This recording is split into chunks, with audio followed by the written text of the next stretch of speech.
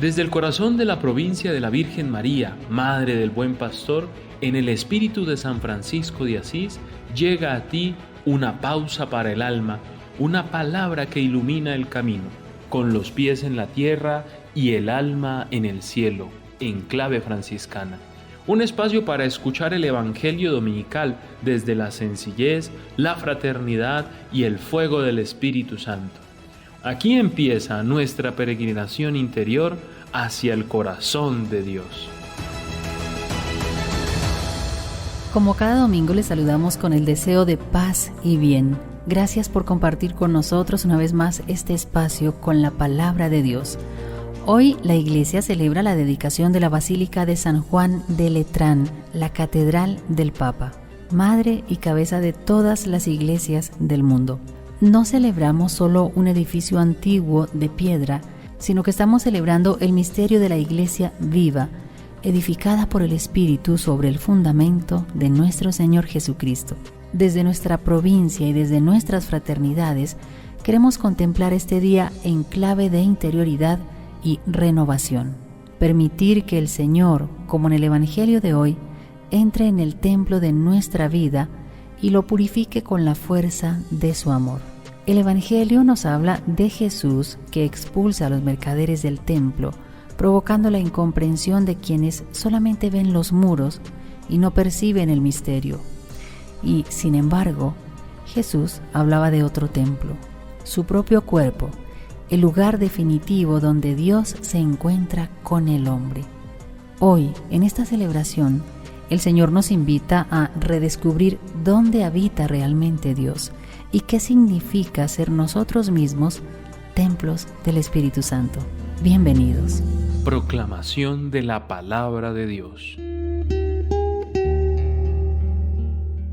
Lectura del Santo Evangelio según San Juan.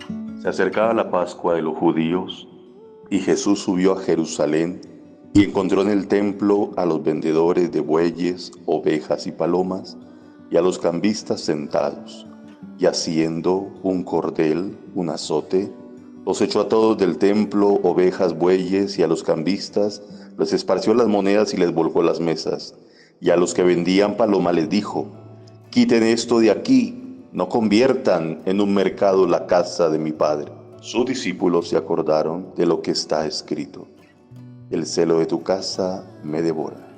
Entonces intervinieron los judíos y le preguntaron: ¿qué signos nos muestras para obrar así? Jesús contestó: destruyan este templo y en 3 días lo levantaré. Los judíos le replicaron: 46 años ha costado construir este templo y tú lo vas a levantar en 3 días. Pero él hablaba del templo de su cuerpo. Y cuando resucitó de entre los muertos, los discípulos se acordaron de lo que había dicho y creyeron a la Escritura y a la palabra que había dicho Jesús. Palabra del Señor. Gloria a ti, Señor Jesús. El Evangelio que acabamos de escuchar no es un relato de enojo, sino es más bien una manifestación de amor purificador. Jesús no destruye el templo, lo libera de lo que lo había desfigurado. Su gesto profético anuncia una transformación radical. Ya no será el sacrificio de animales, sino la entrega de su propio cuerpo y sangre, la que reconciliará al mundo con el Padre. El templo físico era símbolo de la presencia divina, pero en Cristo la presencia se ha hecho carne. Él es el nuevo santuario, la nueva arca de la alianza, el lugar donde el cielo y la tierra se tocan. Y la resurrección de Jesús revela que el amor de Dios no puede ser destruido por ningún poder humano.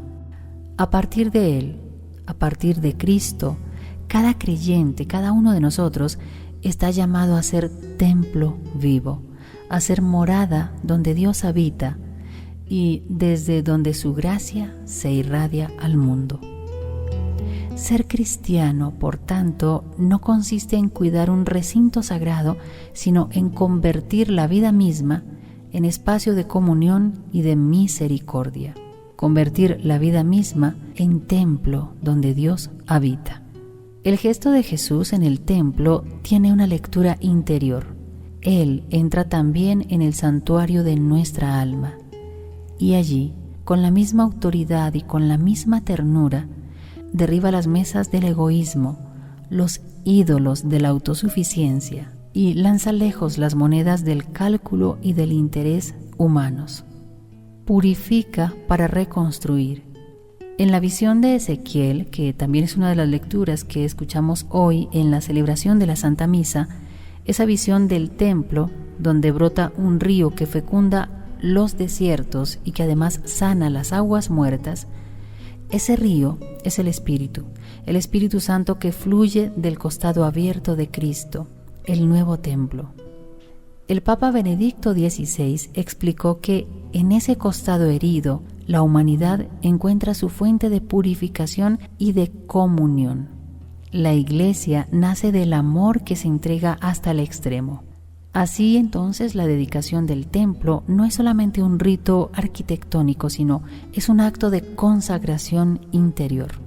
Cada vez que el Señor toca nuestro corazón, lo convierte en un espacio de adoración, lo convierte en un santuario de verdad y caridad. La belleza del templo visible, es decir, sus muros, su arte, su liturgia, solo tiene sentido si refleja la belleza invisible del alma en gracia, si anuncia al Dios que habita en la sencillez del corazón limpio. San Francisco de Asís comprendió este misterio con el candor del Evangelio, cuando escuchó en San Damián: repara mi casa, que como ves amenaza ruina. Creyó al principio que se debía levantar muros caídos, pero poco a poco San Francisco descubrió que el Señor le pedía algo más profundo: restaurar la iglesia viva, la de las almas. El pobre de Asís se convirtió así en arquitecto del Espíritu. Edificó con mansedumbre, con fraternidad, con lágrimas de conversión y con alegría pascual. A eso estamos llamados cada uno de nosotros. San Francisco entendió que cada hermano es una piedra preciosa en la construcción del reino y que el templo más hermoso no está en Asís ni en Roma, sino en el corazón que ama y que perdona, en el corazón que es capaz de abrirse para recibir la gracia, para que Dios mismo habite en él. La teología franciscana contempla al hombre como morada del Altísimo. Dios no habita lejos, sino que habita en la hondura del ser. Y cuando el alma se vuelve humilde y abierta, el mismo Señor la llena de su luz. Por eso, ser templos del Espíritu es vivir en pobreza interior, sin resistencias ni apropiaciones, para que el amor lo ocupe todo, el amor de Dios, Dios mismo. Como cada domingo, veamos algunas aplicaciones para la vida que podemos sacar como enseñanza del texto sagrado. Hoy podríamos preguntarnos: ¿es acaso mi corazón un lugar de encuentro o de comercio, como sucedía con el templo de aquel entonces? Otra pregunta que vale la pena hacernos es: ¿yo permito que Jesús entre y purifique mis intenciones, purifique mis afectos y mis decisiones? ¿Soy en mi comunidad, en mi familia, en mi lugar de trabajo, en los lugares donde me desenvuelvo cada día, soy una piedra que sostiene? ¿O soy más bien una carga que debilita el edificio común? Vale la pena que cada uno de nosotros reflexione sobre estas inquietudes. Recordemos que construir el templo de Dios en nosotros es una tarea diaria, que comienza por escuchar su palabra, por celebrar los sacramentos, por reconciliarnos con nosotros mismos, con nuestros hermanos y por supuesto con Dios. Es una tarea diaria que también nos compromete en el servicio. Cada vez que perdonamos, cada vez que acogemos, cada vez que compartimos el pan, estamos levantando muros de fraternidad, piedras de comunión que no caerán jamás. El Papa, sucesor de Pedro y servidor de la unidad, custodia esa casa común que es la Iglesia. Pidamos hoy por él, pidamos por el Papa para que su palabra sea, como dice la liturgia, río de agua viva que renueva y que da vida a todos. El templo verdadero no se cierra con llaves, permanece abierto como el corazón de Cristo, donde caben todos los hombres y mujeres, especialmente los pobres, los enfermos, los que han perdido el rumbo. Cada vez que amamos, ese corazón se expande. Cada vez que juzgamos o nos encerramos, lo reducimos. Que esta fiesta nos devuelva la mirada a lo esencial. Dios no se deja encerrar, pero sí se deja amar. Pidámosle al Señor que ponga en nuestro corazón el amor con el que Él merece ser amado, y seamos conscientes de que su presencia más profunda no está en los grandes santuarios, sino en el alma que vive en gracia, en el hermano que sufre, en la comunidad que ora unida y que trabaja en paz. Pidámosle al Señor Jesús, templo vivo del amor del Padre, que entre hoy en el santuario de nuestro corazón, que purifique nuestras intenciones, que derribe los ídolos del egoísmo y que reconstruya en nosotros la casa donde habite su Espíritu Santo, que haga de su iglesia una morada de comunión y de misericordia, que el Señor haga de cada uno de nuestros hogares altares de fraternidad y que haga de nuestras manos instrumentos de paz, que desde el costado abierto de su corazón broten ríos de agua viva que sanen al mundo. Despedimos nuestro espacio de hoy orando como lo pide la Santa Iglesia y como es deber nuestro como cristianos por el Papa, en esta ocasión por el Papa León XIV. Nos dirigimos al Altísimo diciéndole: Dios de toda sabiduría y ternura, te pedimos por tu servidor el Papa León XIV, a quien has puesto como pastor de tu Iglesia y signo de unidad entre tus hijos. Concédele un corazón lleno de luz y mansedumbre, para que su palabra sea siempre río de agua limpia que renueve la fe de tu pueblo y que sostenga a los que vacilan. Hazlo firme en la verdad del Evangelio, valiente en la defensa de la dignidad humana y cercano a los pobres, los pequeños y los que buscan esperanza. Que en su ministerio resplandezca la alegría de Cristo, pobre y crucificado, y que su servicio sea fuente de comunión, de paz y de renovación espiritual para toda la Iglesia.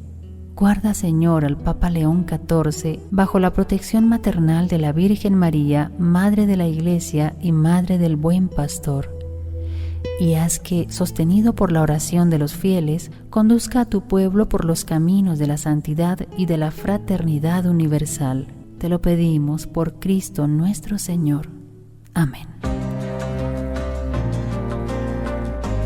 Hermanos, paz y bien. Que este domingo nos encuentre con el alma disponible y el corazón encendido como templos vivos donde resuene el canto de la gracia. Nos encontramos, si el Señor lo permite, el próximo domingo para seguir caminando con los pies en la tierra y el alma en el cielo, en clave franciscana. Hasta entonces.